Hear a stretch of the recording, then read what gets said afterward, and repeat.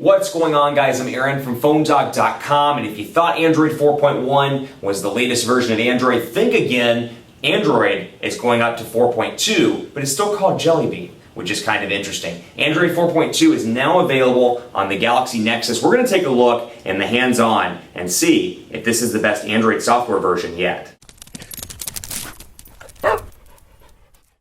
Android 4.2 has arrived on the Galaxy Nexus, and we're going to talk a little bit about some of the changes to this mostly evolutionary software bump from Android 4.1. But first, to the confusion, it's still called Jelly Bean, even though it's a different version of Android. It's Android 4.1, Android 4.2, they're both called Jelly Bean. I kind of propose that they come up with something like Android 4.2 Jelly Beans, the Jelly Belly edition, or Popcorn Jelly Beans, or something more exciting, but I guess that would throw off their naming scheme. The Galaxy Nexus has been out for some time, but it does get quite the latest software updates when it comes to Google supporting their unlocked devices. This is the unlocked version. This is not Sprint or Verizon. So let's jump right in and take a look at some of the improvements. First of all, from the lock screen, this is where you're going to see one of the biggest differences. You'll notice when I turn it off and on that the sides kind of light up briefly, and that is kind of indicative of some different shortcuts that we've got from the lock screen now. So you got your lock button over here. I can press that, and it can either unlock by swiping over, and that's really it there. That's all you got out of the box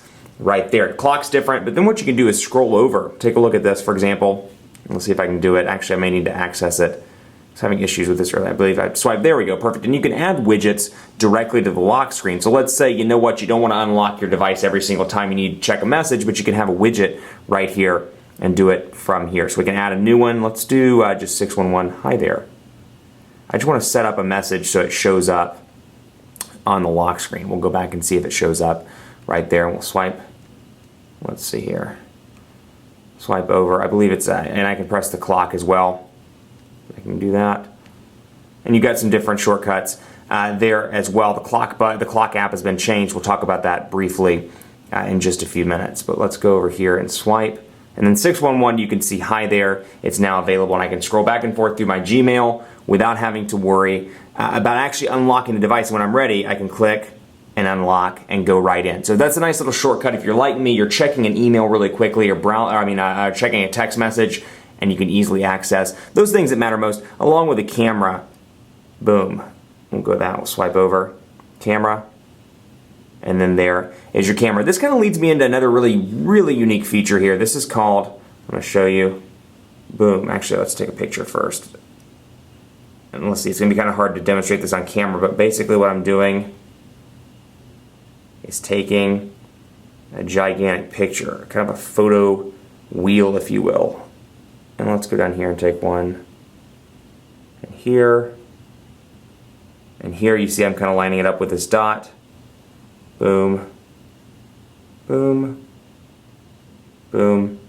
And when I'm done, I can hit done, and that picture is saved. So these are kind of interesting. You can share these with people through Google Plus and more. It provides a different alternative to panorama, to typical pictures, to front-facing camera shots, and more. That's a unique feature to Android 4.2. Also, another one that I'm finding particularly enjoyable, the notifications look basically the same here, and it's rendering the panorama here, as you can see.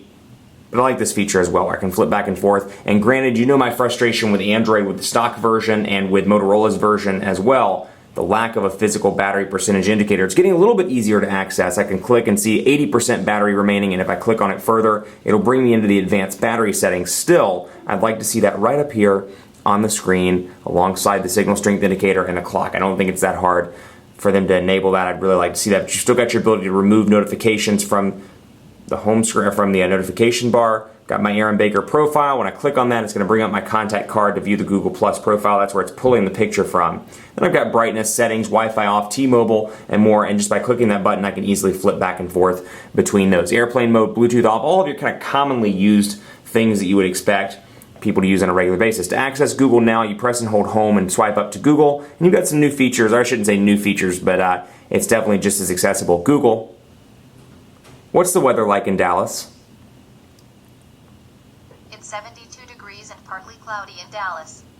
So we've got our weather, and then I can see through Thanksgiving, it looks like it's going to be a little bit rainy on Thursday and Friday, and then of course I can swipe down to my search results. So nothing new there by any means, but still Kind of nice to have that feature. Also, let's go back in here to camera and take a look. The buttons have changed, and let me just take a still picture, or normal picture I should say. And I can swipe back and forth between the film strip view, and I can jump right back into the live camera itself. So not necessarily new with Android 4.2, but you can see the overall transitions, and kind of the look and feel is a little bit different from Android 4.1. And of course, you've got the ability here to flip between camera stuff. I can go into my recording capabilities. All I have to do is touch to take the photo. Bam, bam, bam.